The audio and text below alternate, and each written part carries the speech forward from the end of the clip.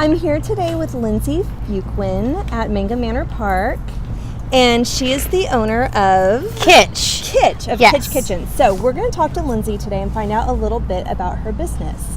So can you please just describe your business to us, Lindsay? Yeah, so I came up with Kitsch. I went to culinary school a couple of years ago while living in Seattle, and I was inspired because Seattle's a very inspiring city, lots of musicians, a lot of great things. Right.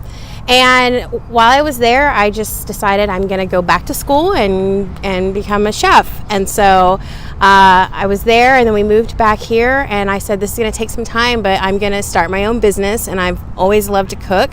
My grandmother was a chef. She was a caterer. She was actually one of the original lunchroom ladies that would wake up early and make all the food from scratch before they went to commercial. Right. And so it's kind of just been in my blood to always cook. And so I just decided I'm going to start this, and here we are at Kitsch, and it's been awesome. like 2.5 months old now, so it's exciting. 2.5 months old. Okay, Yeah. so you were brand new. Yes. Brand new. So I've been chefing professionally for 2 years now, but actually on my own for 2.5 months. Yeah. Okay, so why did you choose this? Was it? It's always been my passion, my dream. So Monday through Friday, I work for a investment banking firm in oil and gas, and then on the weekends I do my dream, and I think they say it's not work if you love it. Right. And so it's just like my hustle, my thing I do. I love helping and making and entertaining, and so it just kind of like flows. It doesn't feel like a job. It doesn't. Okay. It doesn't.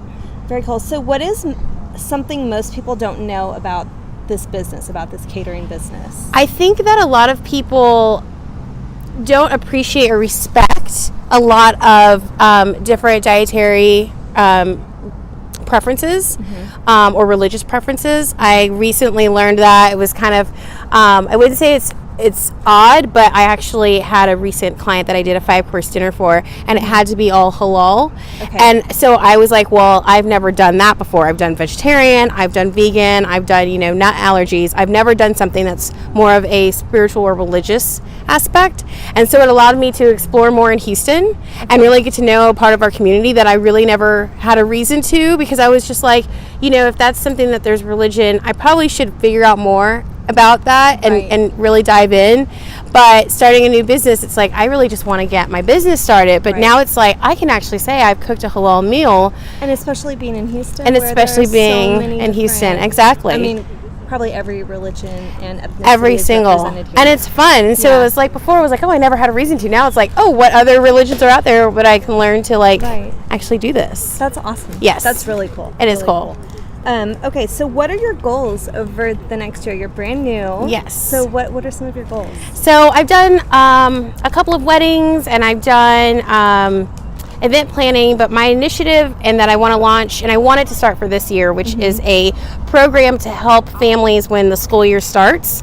Yes. I want to be able to have meals. So it's kind of like your concierge meals that you have now, like Blue Apron and HelloFresh, except it's local and it's already prepared, and it's still going to be delicious, and there'll be set meals that you'll get to order ahead of time that I will prepare and everything for your family based on the number of people. And real you're number. probably in the perfect location. Exactly. To do that with all the families that live here. Yeah, and so I'd like to just and I like working with your local. I like knowing that I'm contributing some part to the community, and even maybe putting an initiative together to help those lower economic families that may need it. Maybe we could do a donation, if you wanted to donate to a family that you know of, or your kids are friends with family, like help them out, help everybody out. And I don't think there's anything like that. Yeah, so in Houston. Yeah, so I don't think so there. Thank you. That's very cool. Thank you.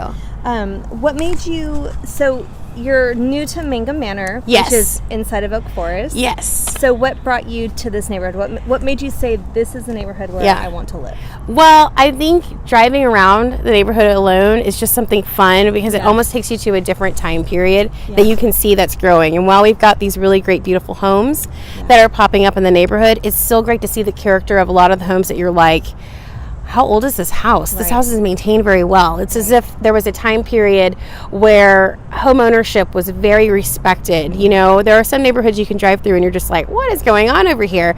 But when you drive through Mangum Manor, it's just like their lawns are manicured, and everybody's just taking care of each other. If somebody's sick and they can't, or even there's kids who will come and advertise. You see an advertisement that like making money for the summer, and then you just see a ton of people that are like, come on my lawn, anything just to help the community out.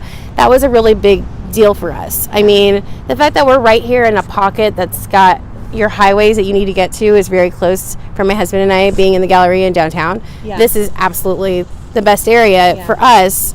Raising a family, it's a close-knit community, it feels like, and we've only been here since December, so it feels even warmer to know that like all of the positivity that we've had since we moved in with our neighbors. So and we're love glad it. to have you here. Thank you. One last question. Sure. This might be a hard one. All right. What is your favorite restaurant, or a couple of favorite restaurants in Oak Forest?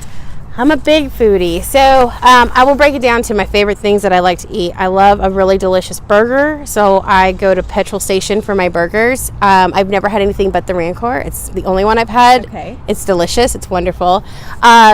Most eclectic that it's like a fan favorite food, wine, beer would be Huey's, because it's just mind-blowing what they've done and how the food is just so delicious and amazing. And different. It is so different. For a very good charcuterie board and wine, like if you ladies just need to meet together and have some wine time, Plonk is really great because it's just right here down the street. and it's nice to even when it's warm outside, it's great to sit on the patio, which is very nice because people take advantage of, no matter how hot it is, as long as you've got a fan blowing and you've got a good atmosphere. I think sitting on a patio anywhere in Houston is actually really nice. But and then I would say there's my newest favorite place, which I think that everybody should take advantage of. It's called King Crabs, and it's on Antoine, and it's delicious, and I highly recommend it.